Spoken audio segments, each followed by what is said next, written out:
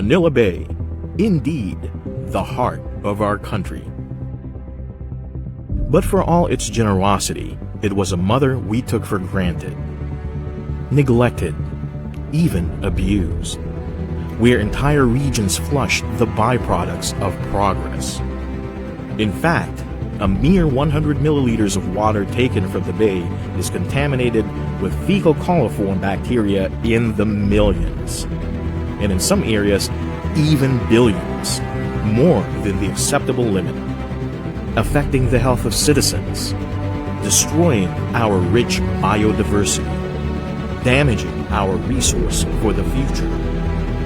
And so, quality of life faded like a receding wave, and our character as a nation was tested. Concerned citizens demanded action. The Supreme Court responded with a writ of mandamus, ordering 13 government agencies to clean up, rehabilitate, and restore the waters of Manila Bay to a quality that is fit for swimming and bathing. And finally, it met political will. You start cleaning the Manila Bay, and they will start to clean it, whether they like it or not. With the strength of our resolve, a tide of change came. We will launch the biggest battle of them all, not against any invaders, but against the decades of environmental abuse upon this jewel of our historical heritage, the Manila Bay. The battle for Manila Bay, unlike the wars waged in it long ago, this time we fight for it, against old ways, against a culture of neglect, against indifference, against our very selves. A battlefront that spans 190 kilometers of coastline, the countless arteries that lead to it, the cooperation of millions of people, and it needed a surge of spirit to resuscitate this beating heart of the nation. 13 mandamus agencies led the charge and implemented the existing DENR operational plan for the Manila Bay Coastal Strategy. 4 approaches to address the main sources of pollution. Liquid waste management, to ensure that water discharge into the bay complies with standards. Solid waste management, to reduce the solid waste ending up in Manila Bay. Informal settler families and illegal structures management, to permanently clear areas from encroaching houses and structures. Habitat and resources management, to protect the biodiversity of Manila Bay. And at the center of it all are partnerships and mechanisms to ensure the success of all 4 approaches. Eventually, an administrative order was issued by the President to bolster our wave of capabilities, with additional agencies and utility providers establishing the Manila Bay Task Force. And I consider this as the greatest challenge of them all. I stand to you, Manila Bay, we will clean you. And together, we went into action. The battle plan consisted of 3 phases, executed simultaneously, with the general aim of improving the water quality of Manila Bay, emphasizing key stretches that suffered the most pollution. And just several months into the battle, we delivered noteworthy results. In liquid waste management, the most important parameter, as it addresses the biggest pollution sources and indicates the success of our efforts. Thousands of establishments were inspected and over 1,000 were reprimanded for violations in their discharged liquid waste. And with the help of key judicial and investigative agencies, thorough investigations were carried out. Water quality in key river mouths and outfalls were monitored for coliform levels.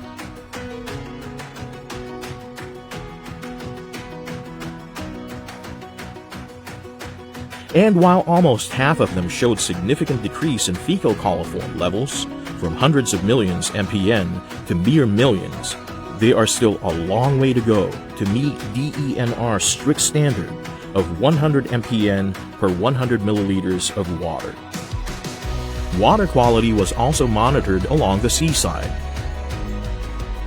and its bathing beaches, with certain areas showing decreased coliform levels from millions of mpn to mere hundreds of thousands.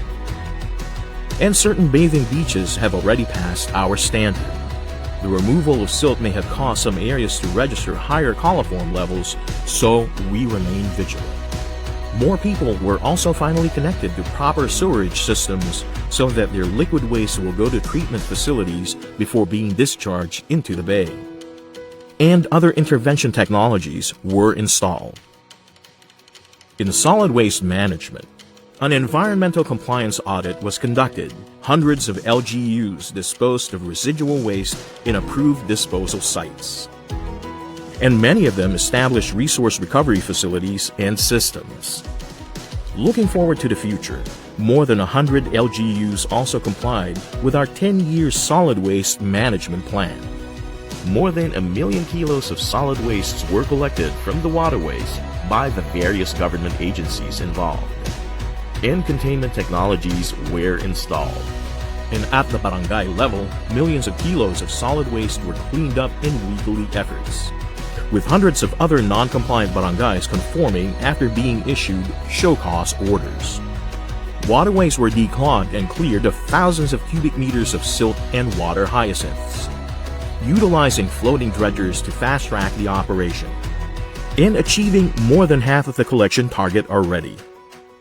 In the management of informal settler families and illegal structures, hundreds of kilometers of easement areas need to be cleared. Though it will affect tens of thousands of families, many of these areas are also where the highest coliform levels were recorded, exposing these same families to health risks. Relocation has started for 5 priority areas: Estero de San Antonio Abad, Santo Niño Multinational Riverside, Estero de Magdalena, Isla Puting Bato, and Baseco, where hundreds have already moved into 2 of our resettlement areas. In habitat and ecosystems management, we have laid the foundations to the sustainability of our efforts. Ecotourism sites were established to serve as additional sanctuaries, while existing biodiversity areas were further protected and conserved. Fisheries and maritime laws were strictly enforced, with more than 100 violators apprehended. To support all these, strategic communication, education, and mobilization efforts were conducted. Fora and lectures were held to educate thousands of people from all sectors. And even more were reached through informational materials freely distributed and posted.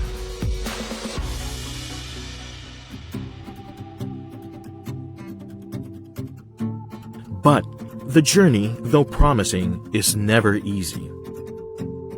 There are many challenges to be encountered, some of which are first identifying the sources of pollution. But because of what we had accomplished in Boracay, we were pleasantly surprised at the cooperation and support that we've got from the different government agencies, from the local government units, and from the private sector. The major job that we have to do is really behavioral change. And we are doing this by strictly enforcing the law now. We have deployed many Estero Rangers in the different waterways in the Metro Manila, in the National Capital Region, not only to enforce the law and to catch violators, but also to educate the communities on what to do, how to take care of the waterways within the area, so that they have an ownership of whatever we accomplish in relation to the rehabilitation of Manila Bay. So dito po, tulong-tulong po tayo to rehabilitate Manila Bay.